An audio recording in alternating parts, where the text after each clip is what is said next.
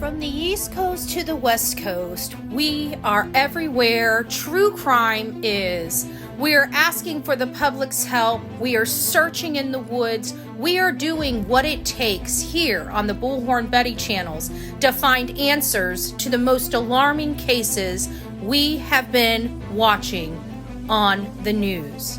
I can tell you personally that I have traveled this entire country seeking these answers and bringing that content right here to you here on the Bullhorn Betty channels and Bullhorn Betty crime stories. We are happy with the work that we've done. We brought many answers to the public, and we have defied mainstream media in our pursuit of the truth in these cases. We will continue to work. We will continue to fight for these victims, and we will continue to tell their stories here on my channels. Welcome to the Bullhorn Betty brand of channels and the Coffee Club. Thank you for your love, thank you for your support, and more importantly, thank you for allowing me to bring these victims' stories to each and every one of you, advocating for each of these victims. God bless you, God bless America, and more importantly, God bless our victims.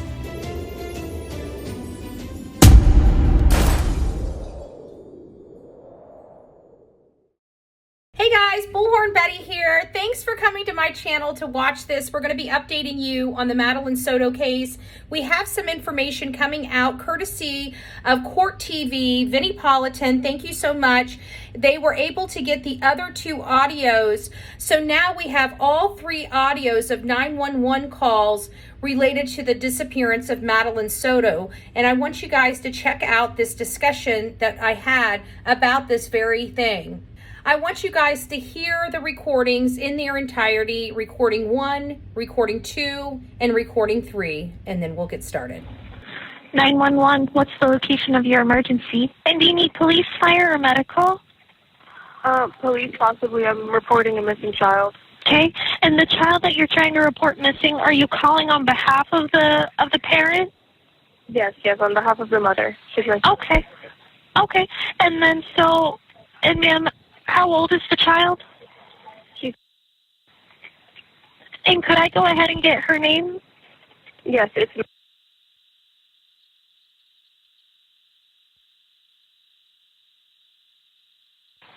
And is she white, black, or Hispanic? She's white. Okay, and... dirty blonde hair, blue eyes. Okay, hold on with me here. And then what color shirt and pants was she last seen wearing? Hold on, let me ask. Then, what color shirt and, what was she last wearing? Hold on, we're finding out. Okay, and then how long has it been, though, since you guys have last seen her? Since this morning. She was dropped off, at school this morning, and apparently she never showed up. We called, everyone we knew, no one's seen her. Okay. And then, ma'am, I just want to confirm, though, was she last seen from this address? Is this where you guys last saw her? No. She was last seen at the church next to Hunters Creek Middle School. I think it's called Peace Church. I'm not sure of the exact address. She was wearing a dark green hoodie, I believe. What is the name of the church? I think I'm pretty sure it's called Peace Church. It's the one right next to Hunters Creek Middle School. No. Got it. It's across the street from it? I believe so, yeah. There's two. I just forgot about the other one. It's not Focal Point Church. It's, Well, is it Peace United Methodist Church? Yes. Okay. That one.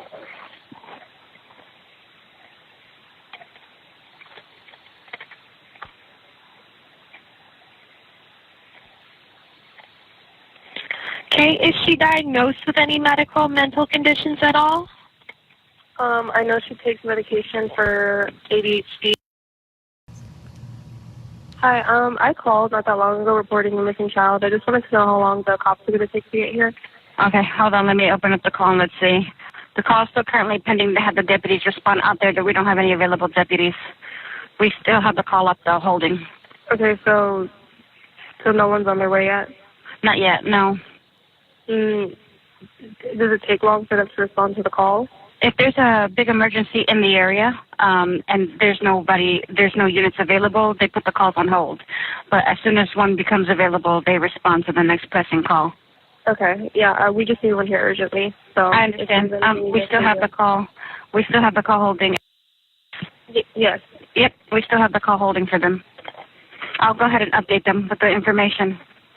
All right, thank you, because this happened very recently, so we just want to get everyone here. She's been missing since 8 a.m., so we want to get everything done as soon as possible to try to find her. I understand.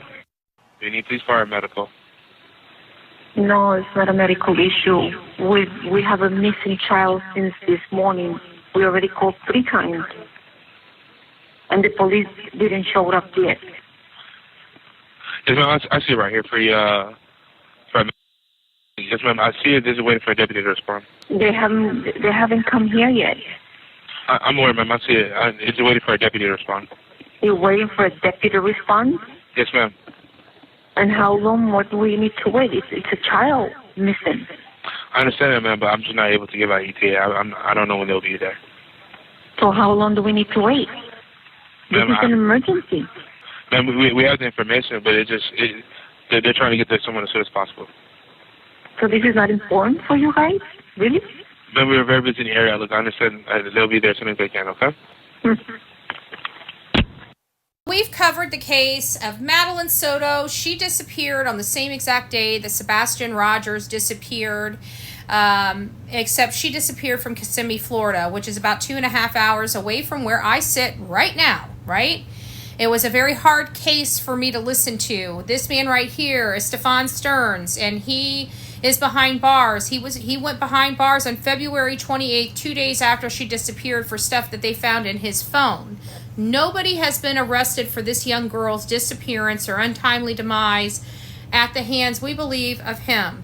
Well, a lot of people had a lot of questions related to whether or not Jen Soto was involved. Jennifer Soto is Madeline's mother, because this stuff, the abuse, went all the way back until this young girl was 8 years old.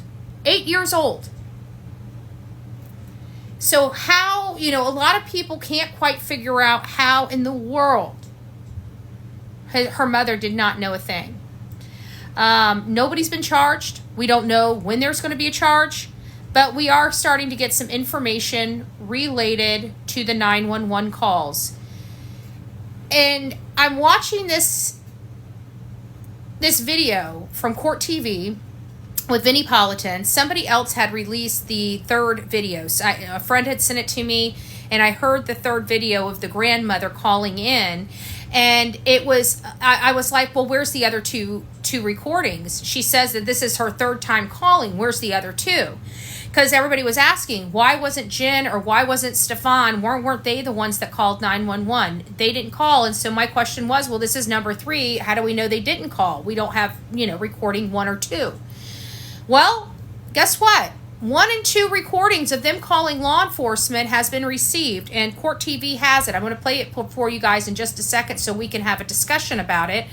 But I've got to tell you, none of them are talking about the freaking elephant in the room. They're talking about how these people are saying and how the people are like. This is the aunt and the grandmother. They weren't even in the house that morning, and they're analyzing that. I am coming through the phone, screaming at whatever law enforcement agency this is, because who the hell needs to call 3 times when you have a missing freaking kid? They're talking about the grandmother and the aunt, and I'm sitting here like fire and smoke coming out of my ears and my mouth over the law enforcement. I'm just floored that we have a law enforcement body here that when you call 911 for a missing child, you better hurry up and wait. Are you freaking kidding me? You do not have enough law enforcement agencies or agents to go out and field these calls?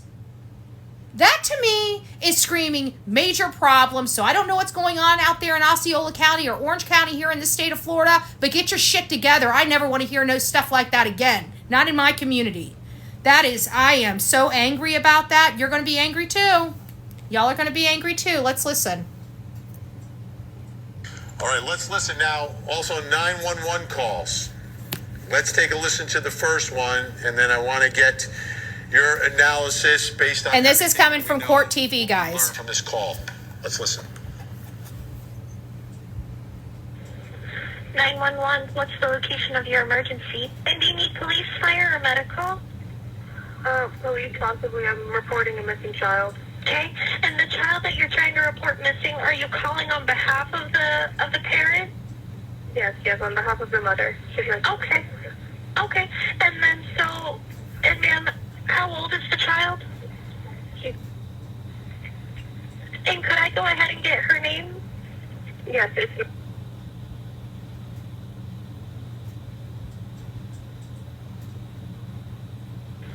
And is she white, black, or Hispanic? She's white. Okay. Blonde, And dirty blonde hair, blue eyes. okay, hold on with me here. And then, what color shirt and pants was she last seen wearing? Hold on, let me ask. Then, what color shirt and what was she last wearing? Hold on, we're finding out. Okay. And then, how long has it been though since you guys have last seen her? Since this morning, she was dropped off at school this morning, and apparently she never showed up. We called everyone we knew. No one's seen her. Okay. And then, ma'am, I just want to confirm, though, was she last seen from this address? Is this where you guys last saw her? No. She was last seen at the church next to Hunters Creek Middle School. I think it's called Peace Church. I'm not sure of the exact address. She was wearing a dark green hoodie, I believe. What is the name of the church? I think I'm pretty sure it's called Peace Church. It's the one right next to Hunters Creek Middle School. It's no. Got it. It's across the street from it? I believe so, yeah. There's two. I just forgot about the other one. It's not Focal Point Church. It's, Well, is it Peace United Methodist Church? Yes. So you want to hear something that's really bizarre about this very first call is one thing on here is the level of unconcern. Like they didn't see the concern. The level of concern at this is not very good. You know what I'm saying? Like they are not concerned about this whatsoever. It doesn't appear that they have any issues whatsoever with her missing. She's 13 years old and she's missing. So it's like they're saying that she hasn't been seen since 8 o'clock this morning. The call is not coming in from her mother. It's not coming in from Stephan. It's coming in from her sister. And this is call 1. And they still, yet, no urgency at all. Let's keep going.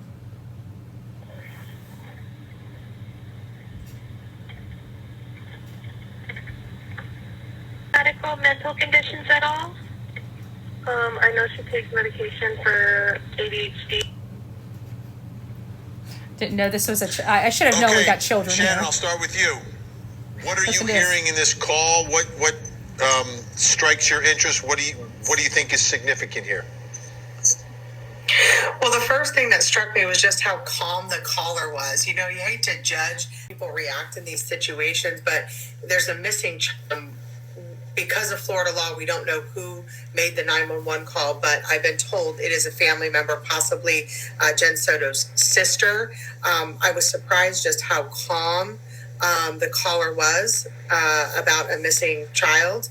That was first. Second, you can hear the same story, right? Stephan Sterns' same story, that he dropped her off at that church. That was the last time she had been seen. So the story obviously was relayed to the family members, the same story that he relayed to us in that interview. How about this? One thing that I want to get both of your reactions to this. The operator says, what was she wearing? And the caller says, Jen, what was she wearing? And then Does that make anybody wonder? Like, holy smokes, right? She looks over at Jen. Now, Jen, has the mom been, no, the mom has not been arrested. The mom hasn't been arrested at all.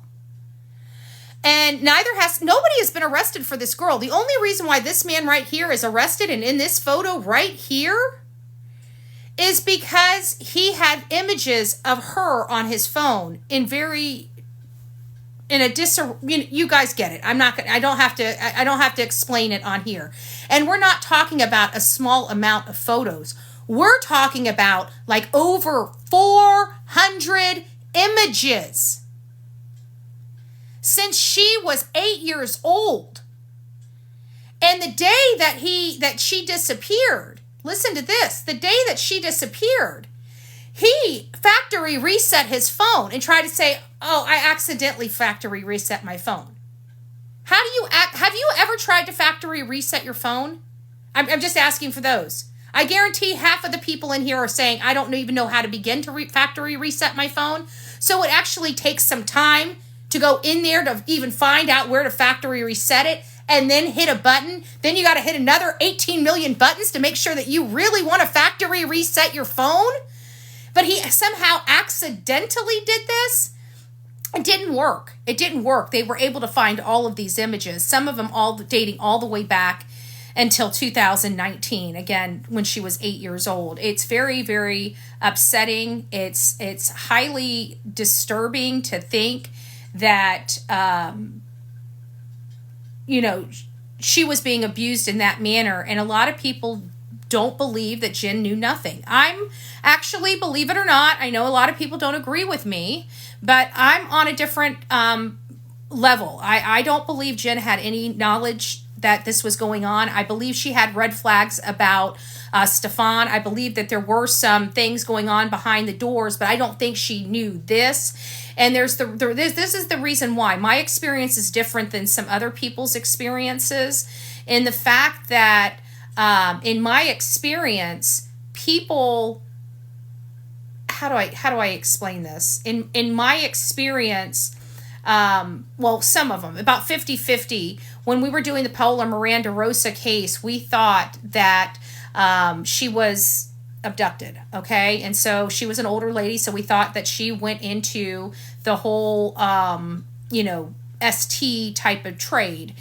She was forced into. That's what we believe. So we brought in a lady that wrote a book and everything like that to understand the whole SA aspect of it and how this works and what happens. And she was explaining it to me. And she was one that was groomed by from a younger age and stuff like that. And she was terrified to tell her story. I never thought people would be so terrified of their, not to say anything to anybody. But there were even people on my YouTube that called into my show and basically said that, what do they say on the show? They basically said they went years upon years without telling their family what kind of abuses that they were undergoing. And when she finally did tell her mom, she said her mom never knew.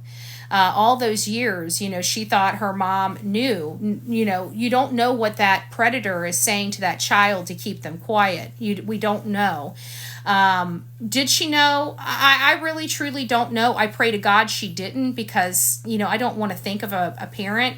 And one of the other reasons why I didn't think she knew is because everything that I've seen in her past before Stephan, she seemed like a loving, caring mother, even with Stephan, the photos, the trips to Disney and stuff like that.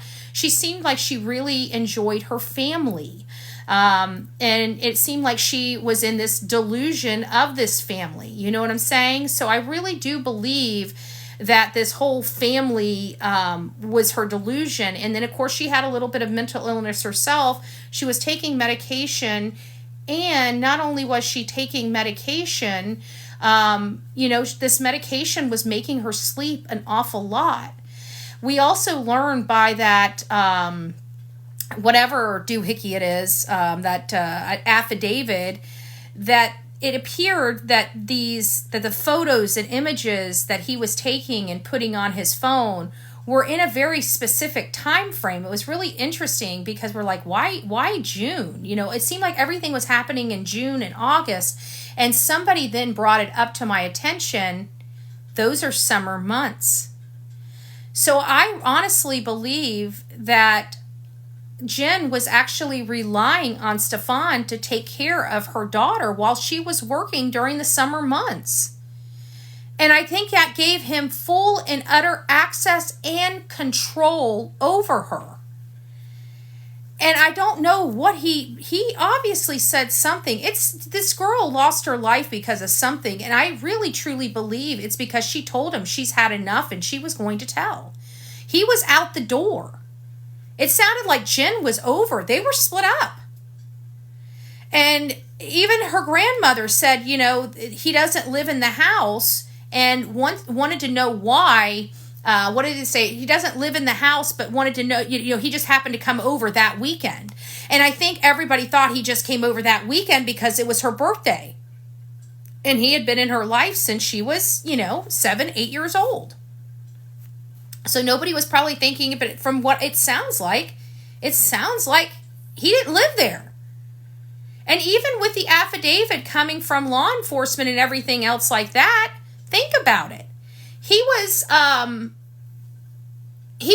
time we heard anything, he was coming in. He was never really going out. Did you notice that? So it seemed like he wasn't staying there, that he actually got there that morning, according to the affidavit. But it's confusing because we're not getting any information. Anytime anybody is asking anybody any information about this case, law enforcement shutting them down. The state attorney basically said just the other day on a live interview that he's going to be, I don't know, dotting his I's and crossing his T's, and something should be coming for everybody just to be patient. It's like, are we going to be, I mean, how long do we need to be patient? We know you've got some of the preliminary results in at this moment in time. We know you have a bulk of the subpoenas and search warrants back and fulfilled. So I think for the people that follow these cases regularly and know this process, I honestly think we're kind of scratching our heads and saying, wait a minute, what is taking so long? For many of us from outsiders looking in, this looks like a slam dunk case. Like there was only one person that had access with her and to her. There's only one person that they saw driving a car with her in it, deceased. So why is there no arrest? What are they waiting for when it comes to Madeline Soto? These are law enforcement's words. I didn't know this child was deceased inside their car and on camera. You know how I know that? Because law enforcement came to the public and told the public that. So again, we've got Stephan driving around and on camera with a deceased young girl in his car. That young girl was dumped on the side of the road. Shortly away from where this girl was dumped on the side of the road, this man is seen changing a tire. Some 20 miles away from her home. What are the odds of her being that far away from her home in the same area that he's that far away from the home changing a tire?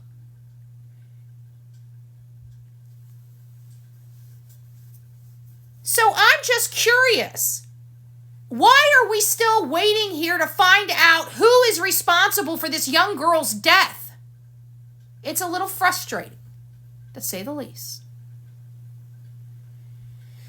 So one thing we learned from the court TV is that we may be getting a response from them in a couple weeks. That's really basically it. We still don't know when anybody's going to be arrested. But everything around this is sus. Like even, I think at first, everybody's overanalyzing the first two calls into the 911 center. Just to put this in perspective, I'm pretty sure they got into Maddie's phone when they didn't find her to see if she may have decided to go to a friend's house. Do the normal things before you freak out and call 911. She's a 13-year-old girl. Okay, I don't know how many of you ladies in here have 13-year-old girls, but sometimes we do stupid stuff, right? Like not tell her mommy and daddy that we're going to a friend's house. So it does happen. So I keep wondering if maybe they got a hold of her phone first and they saw that message to her friend saying, I'm going to live in the woods. And maybe they started thinking, oh, she wanted to be dropped off at this church, you know? And so maybe they started thinking, well, maybe she ran away. Let me call her friends. You call 911. Just tell her she's missing. And I think that's kind of what happened at the beginning. They're just kind of like, she's missing, no big deal. And then all of the sudden, the second call comes in, still no big deal, but a little more urgency in the situation. But let's listen to the rest of this commentary and the third call. The third call, I think we can start seeing the panic kind of setting in a little bit. There wasn't an immediate answer, like they didn't know at that moment. That's what I heard. But my understanding, and I'll start with you, Shannon, is that didn't she tell us or tell someone that she saw her getting dressed in the morning? Was the first initial report to the responding deputy when they showed up was that she saw her get, and out the door she went to school. So, I mean, maybe there was just a delay and Let me get past this. I get past to the next 911 call. Let's see what this one says. It's your second time. The thing about this is these calls are on Monday. I know WFTV interviewed her on Tuesday. So what goes through my mind now that we're a month into this is that, okay, on Monday, this would have been the first time or the first couple of times that she's been going through this story.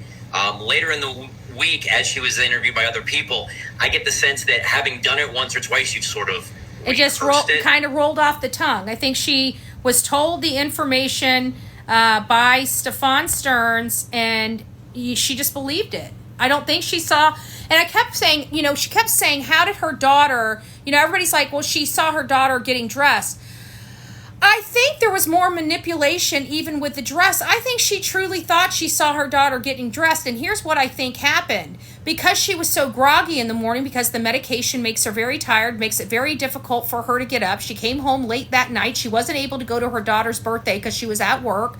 I think in the morning she may have gotten up and went into the kitchen, maybe to pack her bag or pack her lunch or do whatever.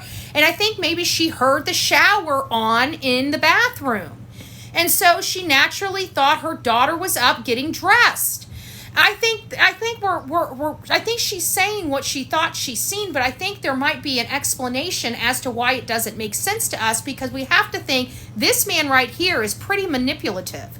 And if he had already done something with her, he would have had to put on a production so mom didn't know.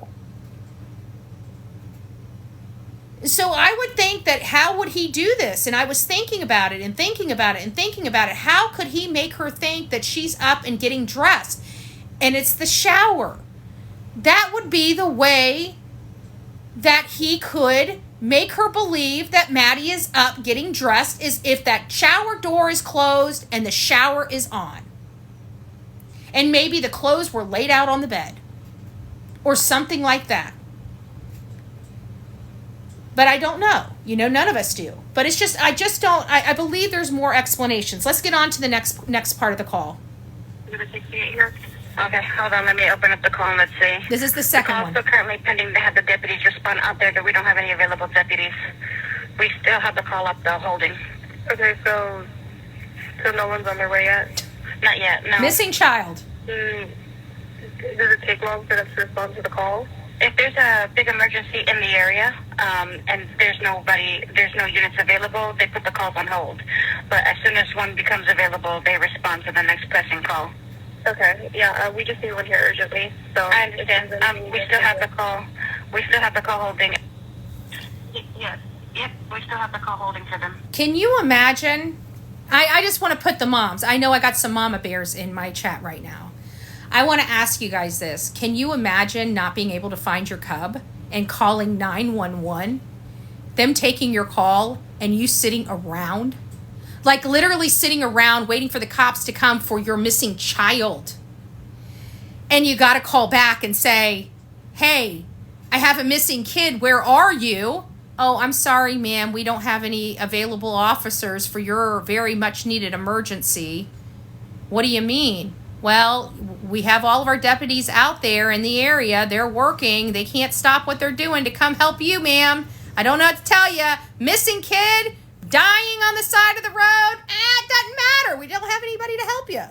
We don't have anyone to help you. Can you imagine being on the other end of that call?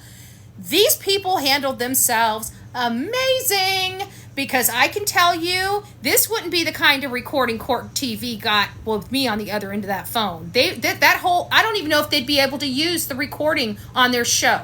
I really don't.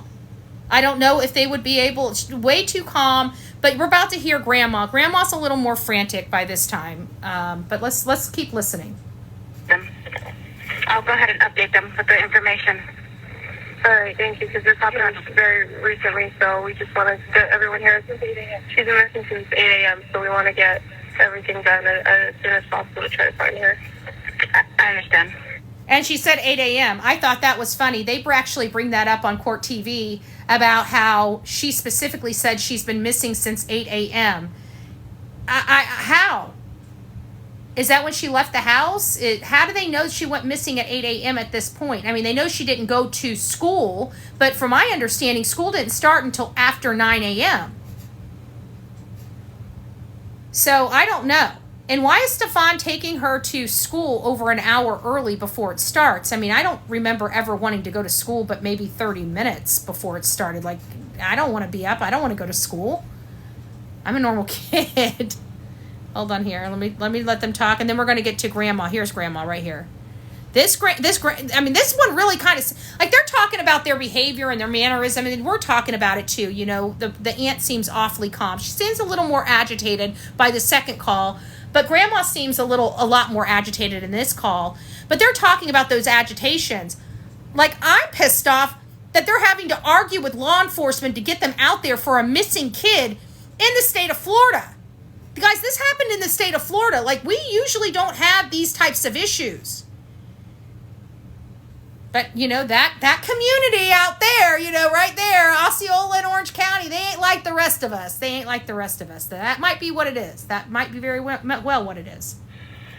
No, it's not a medical issue. We have a missing child since this morning. We already called 3 times. 3 times? And the police didn't show up yet. No show. Yes, ma'am, I see it right here for you. Yes, ma'am, I see it. This is waiting for a deputy to respond. They haven't come here yet. I'm aware, ma'am. I see it. It's waiting for a deputy to respond. You're waiting for a deputy to respond? Yes, ma'am. And how long more do we need to wait? It's a child missing. I understand, ma'am, but I'm just not able to give out ETA. I don't know when they'll be there. So how long do we need to wait? Ma'am, it's an emergency. Ma'am, we have the information, but they're trying to get there someone as soon as possible. So this is not important for you guys? Really? Ma'am, we're very busy in the area. Look, I understand. We're very busy. They can, okay? Click. Ken, your thoughts? They're talking about the grandmother's, like, her after that, talking about the grandma's behavior. My mouth is still trying to be held open, you know, closed, because she just called 911 for a missing child, guys, for a missing child. She calls 911 not once, not twice, 3 different times, and is told we have no deputies to respond. And she's like, it's a missing child. Is it not an emergency enough for you? How long is it going to take? Man, we can't give you an ETA. I'm just like, and Court TV's talking about their behavior. What? Like, I could literally have a 5-hour show on what not to do as a law enforcement dispatcher. And I would use that as a primary example. All of those calls. I would say, personally and professionally, being an activist here in the state of Florida, Osceola and Orange County has a lot of room for improvement. They need some law enforcement officers. They need a better budget, or they need some people that know how to take care of their budget.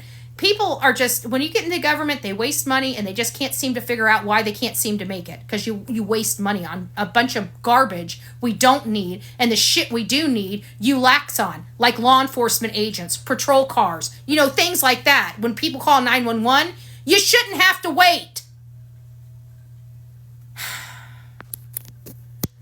Lord. I couldn't believe what the fuck? I'm laughing, but it's like a delusional laugh. Like, I feel like I'm in a Twilight Zone. Did I just hear what I think I heard? Like, we should be talking about this 13-year-old girl, and here we are having a conversation about how long it took us. Remember, we kept saying, why in the world were they reporting it at 8 o'clock at night? And we wanted to blame the mom, like she did something, like she didn't call law enforcement until all those hours later. Remember that? Well, now we know it wasn't mom. Law enforcement wouldn't even come. And this poor girl was lying in a ditch. I can't. I just can't. She is not a priority. And she doesn't, and you know what? Connie, you're right. She doesn't seem like a priority. Even right now, she doesn't seem like their top priority. Like, how can you not bring charges at this point? Tell me why. Why can't you bring charges? They're like, well, we don't want to have to start the clock. You think the public, the people you work for, give a shit? Or did they forget that they do work for us? They do work for us. They have a victim in a case to maintain, but this, is it going to be 2 or 3 months before we get an arrest out of this case where you actually have this man with a dead body in his car and we still have a problem getting an arrest?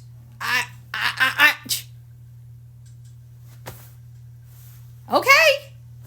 Never thought the day I'd see something like this in Florida, but at the end of the day, he is behind bars. But you know what's really going to make me upset? What's really, really, really, really going to piss me off is if Jen gets arrested. That's what's really going to piss me off. Because you had information that this lady had something to do with it, and you let her sit out here when she should have been in there. That would really burn my grits. Like, really, really burn my grits. So, there is that. All right, guys, I love you, and God bless. We'll see you guys very, very soon. Well, that's all your information that you guys got. I'm glad you guys got to hear. We did get all 3 of the recordings in for the 911 call for Maddie Soto. It sounds like mom nor Stephan ever even turned in or called in her missing person. It was her aunt. It was her grandmother. And law enforcement seriously didn't show up. I have never in my life heard of such a thing. Talk about a stain. And I'm sorry, this is going to be broadcasted, Osceola or Orange County. I'm going to find out which one of you guys did this, because people need to know, and you need some embarrassment. You need a light shine slapped down on you because this child needed your help and you sat there and made them hurry up and wait. That's not how law enforcement's done here. You know what? Our government was formulated simply on safety and our infrastructure. All this other shit that they brought in, and they're lacking on the main things that they were designed they were created to take care of, which is our safety and our infrastructure. Who the hell calls 911 and is put on hold? If you're put on hold, fire your politician, fire everyone. I swear to God, the day that I'm put on hold or told to wait in this county, everybody's being fired. I'm going to the streets, damn it! All right, guys. You crazy guys. You guys go have fun, okay? Make it a great weekend. We'll see you soon. Love you and God bless.